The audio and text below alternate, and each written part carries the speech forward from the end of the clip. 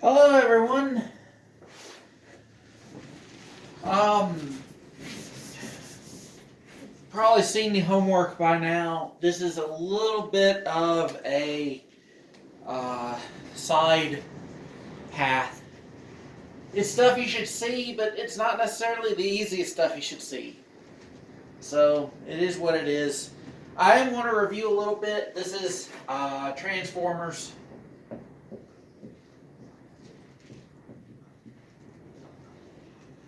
All right, and the way that we were talking about them before is pretty simple. You have a coil, and this is what I'm going to call the primary coil.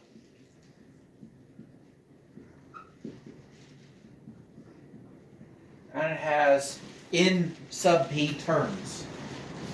And it's going to generate some sort of magnetic field. And in real generators, it has to be an oscillating field.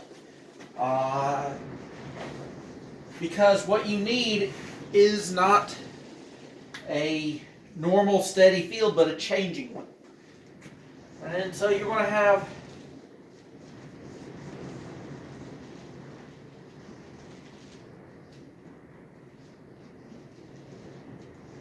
a secondary coil that's going to have N sub S turns.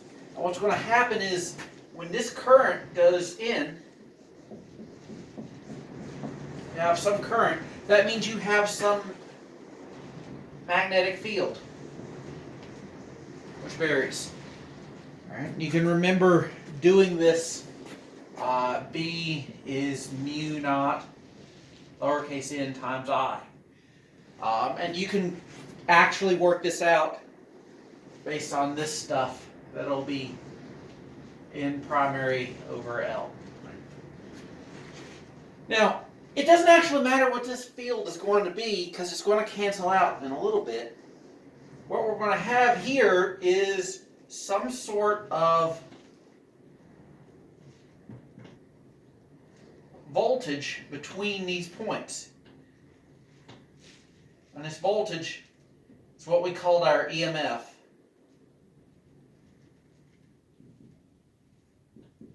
Is going to be Ns d phi dt. With maybe a minus sign. We'll put the minus sign in. And so we can relate these two things together. All right, here, this current is going to be some sort of voltage across this divided by the resistance of the coil. And this is going to be giving you a current out. That is voltage divided by resistance. But the point of this is we can figure out the voltage and the current here and the power that goes in. We can figure out the voltage and the current here and the power that comes out. And what we get is the turns ratio.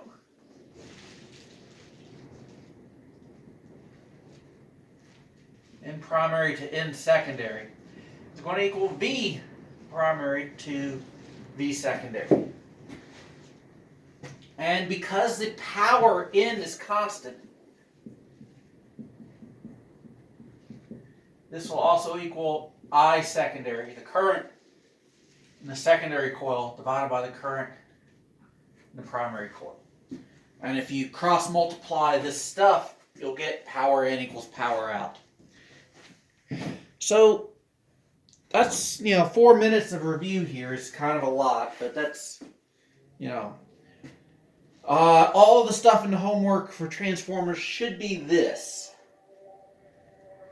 And you should also understand where this is coming from, is you know how to generate a field, right? And then know what that field induces in another coil. Right? In this case, the field that's induced here, all right, we can do things like Lenz's law to figure out which way the current flows and such. But the gist of this is you can figure out that these things are related. One generates the field, one generates a new current induced in because of the field. So what we're going to talk about for the rest of this is going to be sort of circuits that involve what we've already seen. All right, is one of them is going to be what happens when we have this coil in an actual circuit. What happens when we have a capacitor in a circuit? And so this is where what we're going to do is pause here so you have this review, and then we're going to get into those particular sorts of circuits.